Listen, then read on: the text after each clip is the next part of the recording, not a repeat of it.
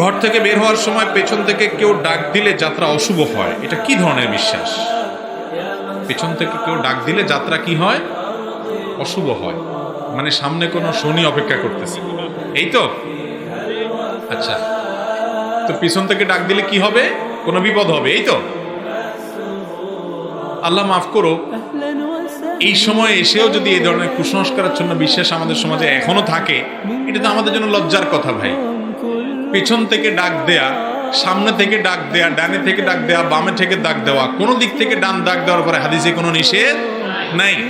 অতএব কেউ যদি মনে করে যে আমার পিছন থেকে কেউ ডাক দিলে আরে পিছু টান হয়ে গেল, তাহলে আমার সামনে আর বোধহয় ভালো কিছু নাই, এরকম কেউ যদি বিশ্বাস করে, তাহলে সে এই ডাকের মধ্যে যে ক্ষতি আছে এটা বিশ্বাস করলো, এর ফলে সে একটা ছোট শিরকে লিপ্ত হলো।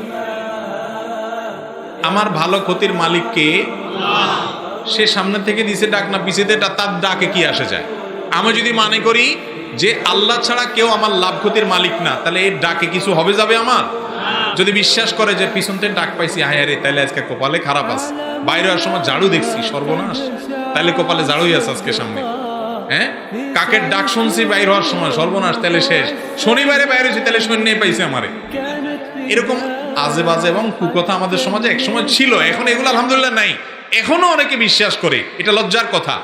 মুসলমান মনে করবে তার লাভ লস এগুলোর মালিক কে? আল্লাহ। আমলের মাধ্যমে ভালো আশা করবে, বদামল করলে খারাপ হবে।